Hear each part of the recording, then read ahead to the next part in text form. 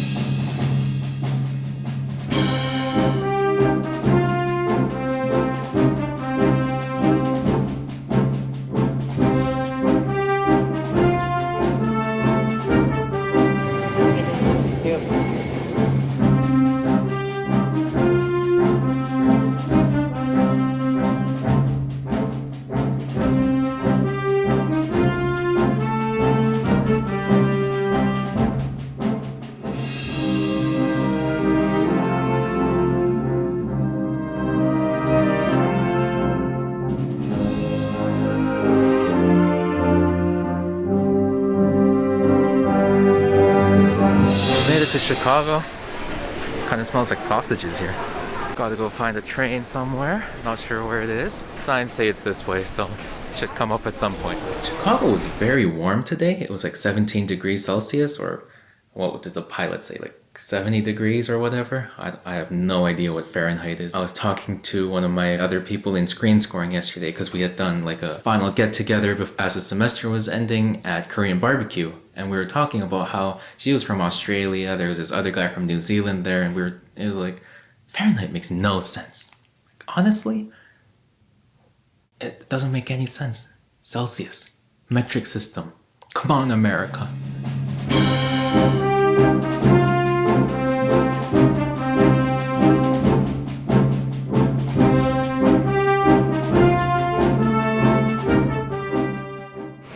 Excited to be here. Finally made it. It's like a 2.5 hour flight. Not bad. Excited for the Midwest Clinic though. First time going. Excited to see what's in store.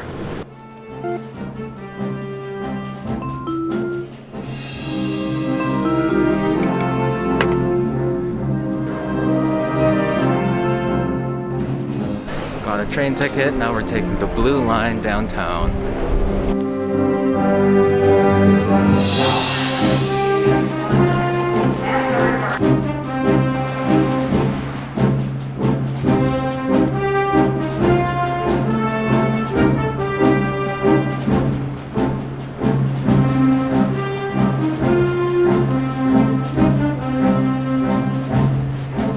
Chicago was also feeling a lot cooler and like newer than New York. I mean, it still had like a lot of old buildings, a lot of them were brick and labeled like 1862 and stuff.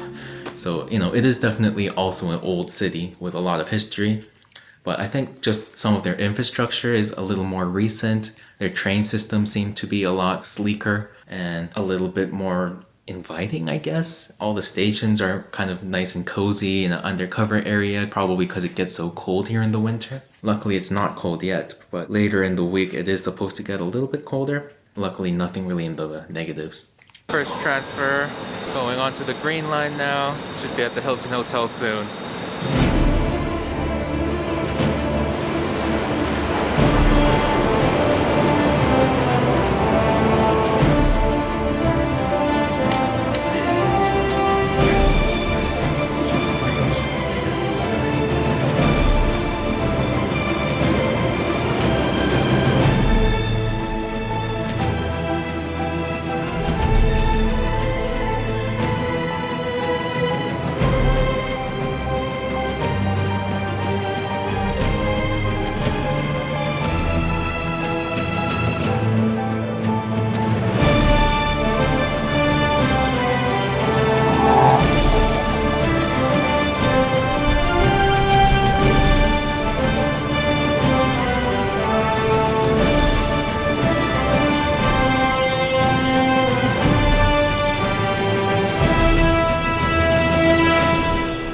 We should be somewhere around here.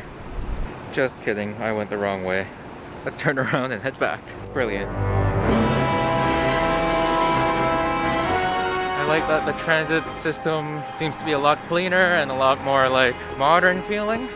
You can actually get data when you're underground, which is not something you can do in New York. And it goes like along the highway, under, over, very dynamic. It was a very interesting but long ride from O'Hare Airport. Oh, gas prices are very high here. 4.19 for a gallon. It's a lot more than it was in New York, though I still think it's less than Vancouver.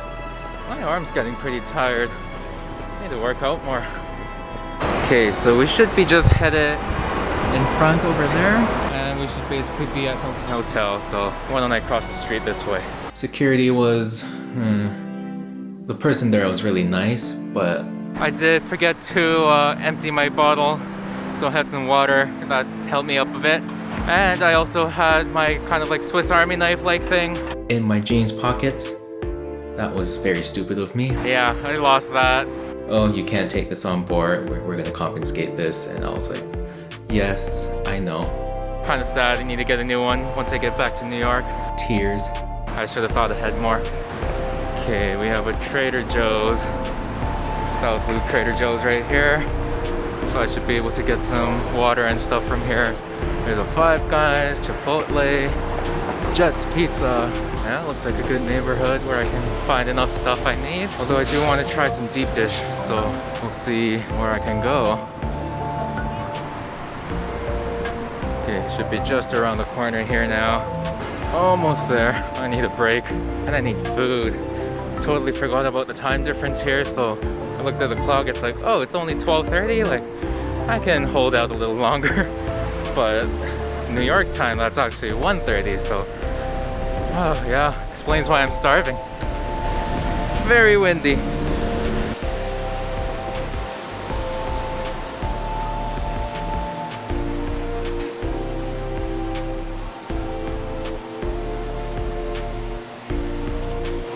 Hi there. Looking to check in. I have a booking for Danny Choi, Dong and Danny Choi. So for the elevators, they are key operated at all times. Okay. All right. The last 10 is going to be located right behind me now. Perfect. Thank you. Sir,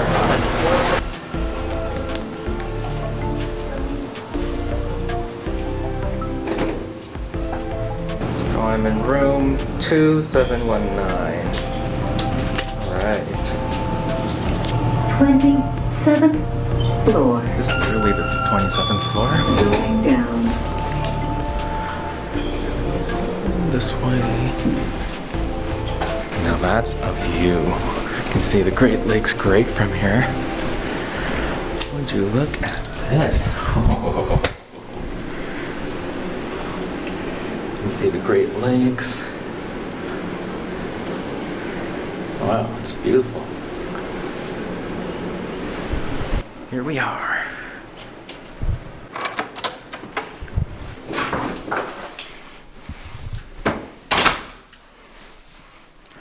Oh, finally made it to the hotel room. I'm very tired. Okay, let me just take my coat off and I'll show you guys around. All right.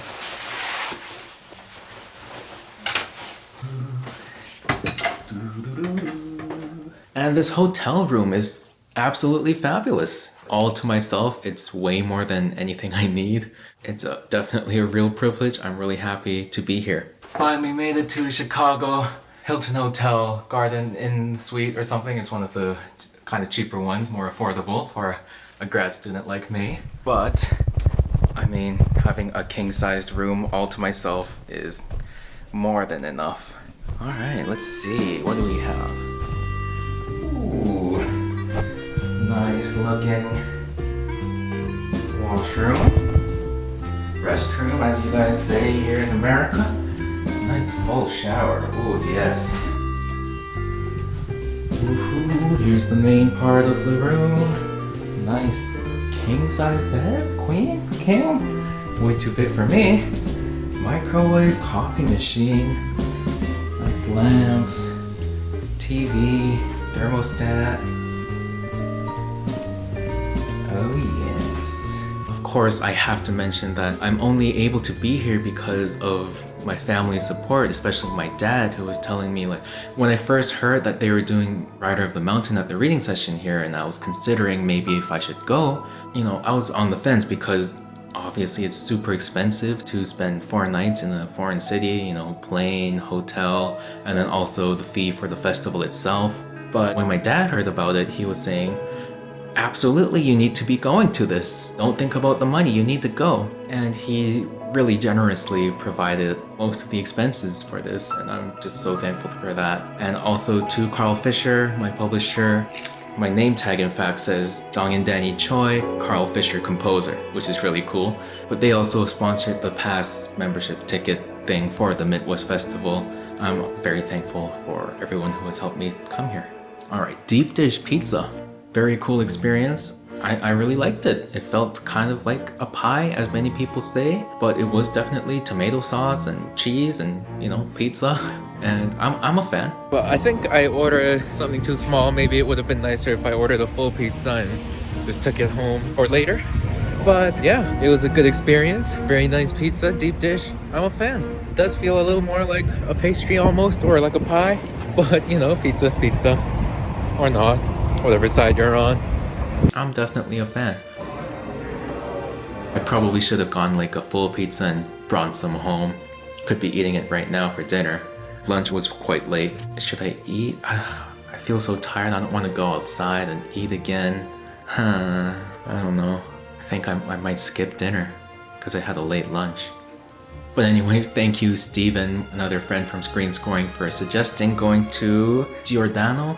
And another friend from Screen Scoring, Maddie, suggested that I should go to Lou Malnati's. Apparently it's really good there too, so I should definitely check that out. I'm excited for all this Chicago stuff. Now I'm in a bit of a dilemma right now. I'm deciding whether I should go to the Asian Composer Diversity Clinic or the Eric Whitaker Clinic. They're both clinics that I really want to go to. I feel like as a Asian composer, I should go to the Asian event. But also Eric Whitaker. I'll probably go to the Asian one, I think. I'm really sad I'll be missing Eric Whitaker. Anyways, gonna go to Trader Joe's, get some supplies, and then head to the clinic. Finally headed to the clinic now, taking Go 1 bus. Nice and simple numbers. Just a couple stops, like 10 to 15 minutes. Then I'll be at the clinic. Pretty excited to see what's in store. The Midwest Festival is absolutely huge. I didn't expect anything of this scale and caliber. Like, I was thinking Music Fest Canada, Kiwanis Festival kind of level stuff, probably a little bigger than that because there's a lot more states and it's a national thing, but the building itself is absolutely enormous, and they were renting out like 4 floors of it, and all these floors are like really tall floors. It felt like a mall basically that they had rented out. Program guides. Oh, very thick. Yeah.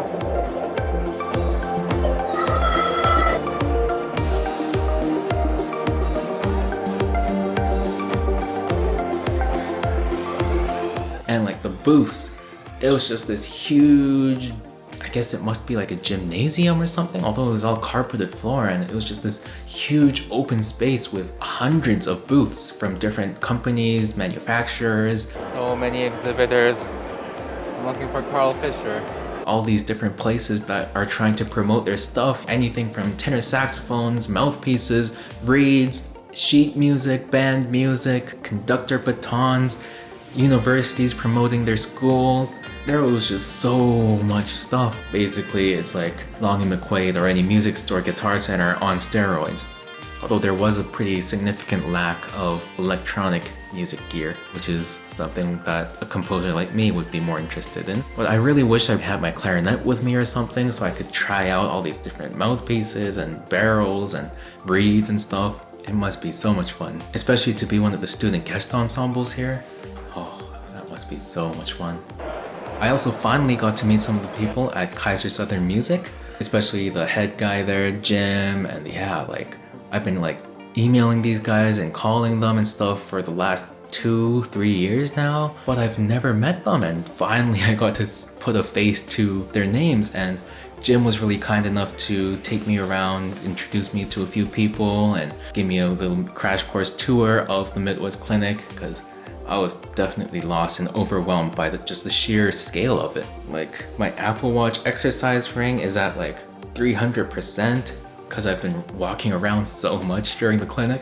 The space is just huge, and lots of people had like Starbucks drinks and stuff, and I could understand why you definitely need a refresher, some sort of liquid to keep you going. Good afternoon. I think there's a hand up that's being passed around. So I did end up choosing the Asian clinic over Eric Whitaker. Cry. I really wanted to see Eric as well, but absolutely no regrets. It was amazing. Day 1 of the Midwest Clinic completed. I just went to the Asian Representation Voices Clinic in Win Music, and that was probably one of the best things I could have done. It was so inspiring, so cool to see similar thoughts and voices and experiences in the community. Yeah, it was a very huge experience. My. End of day 1. There's just so many thoughts. I was kind of sad that I didn't get to see Kate Nishimura, because I was kind of looking forward to see her, but she couldn't make it to the clinic this year.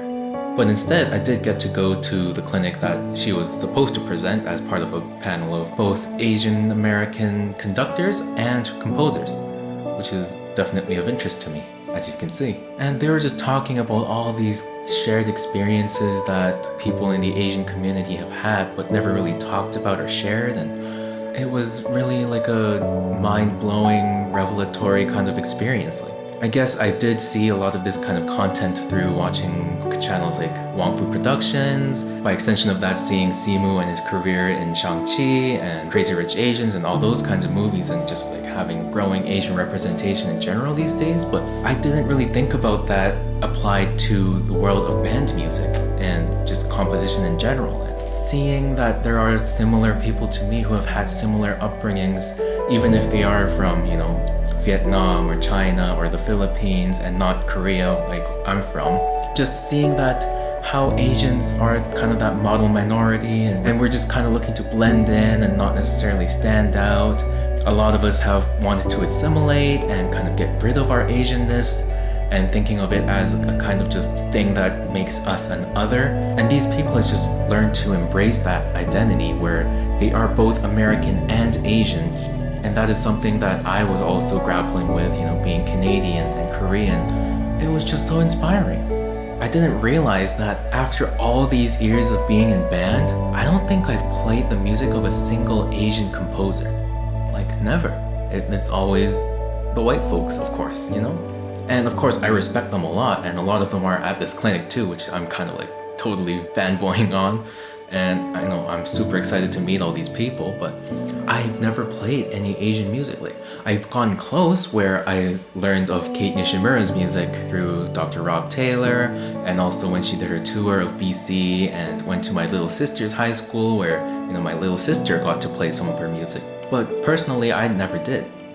And I mean, I guess I did in that I played my own music with my concert bands, but you know, apart from me, in those days, I wasn't really considering myself an Asian composer. I was just considering myself a guy that composes, you know? I'm not thinking about identity. I'm not thinking about what other people are thinking about me. When I think about it, it's really been like as if I was switching between two different personas, where when I'm around Korean people, I snap and I become a Korean. You know, I'm talking Korean.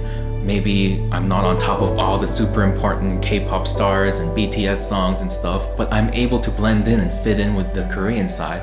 And then when I'm with people that aren't Korean, another switch flips, and there goes away my Korean identity, and I'm just this guy that grew up in Canada. You know, I've been thinking about that a lot lately, and how I can reconcile my identity into who I really am, which is the blend of the two, but it also feels like I really am two different people at different times. I don't know if any of my viewers here on YouTube experience that. I know a lot of you guys are men between the ages of 25 and 30, mostly in the United States and Canada, so I don't know what the demographic's gonna be like and if any of you will relate to this, but yeah, those are just things I've been thinking about lately, and going to this clinic with Asian representation in wind band music, It was just a really cool experience, really inspiring and just comforting. You know, I remember this time in elementary school, it must have been like grade 2 or something, where I remember experiencing this kind of like racism. And of course, Asians are kind of trained to brush those things off and not really consider those things racism. But when I'm looking back at it, you know, the funny part is it wasn't from a white guy or some other person. It was actually another Asian guy that was older than me, maybe like by a grade or so, who during one of our elementary school assemblies turned around to me and he was just doing the kind of thing with the squinty eyes. And that memory just sticks out to me because it was an Asian guy. I think he was also Korean. I can't remember very well. It's a little fuzzy, but you know, an Asian guy was perpetuating these Asian stereotypes and this racism. And I guess that was kind of like his defense mechanism and his way of trying to blend into this homogenous society that Americans and Canadians live in. And that's just really sad. Sad on my part too, but also on his part, how he felt like he had to do those discriminating things to a fellow Asian so he would be accepted into this white society. But you know, that was only one experience that really stuck with me. And in general, living in Vancouver and growing up there, there's a large population of Asians. You know, today they were talking about how in America, Asians make up about 4% of the population, but in Vancouver, I think the number is quite a bit higher, especially in schools because there's international students coming all the time. So I felt really fortunate that I grew up in a place where there were a lot of people that looked like me, and we were able to have a voice in our communities and we were accepted, and I was able to really shine in the music programs of my high school. I also felt really thankful to my family, my parents, who, unlike most stereotypical Asian parents, have been very supportive of me pursuing music. And you know, my dad's always listening to my music, and he sometimes, I feel like he knows my music better than I do. Like, I'm just so thankful of all of that. And this clinic really made me think about a lot of things. But on a brighter note, I am really glad that I got to talk to two of the clinicians. I was talking to Dr. Jason Nam and Vu Nguyen, both who really had similar experiences to me, and they're both conductors at universities. And Vu, in fact, is actually the one who's actually going to be leading and conducting Rider of the Mountain at the reading session here in 2 days' time.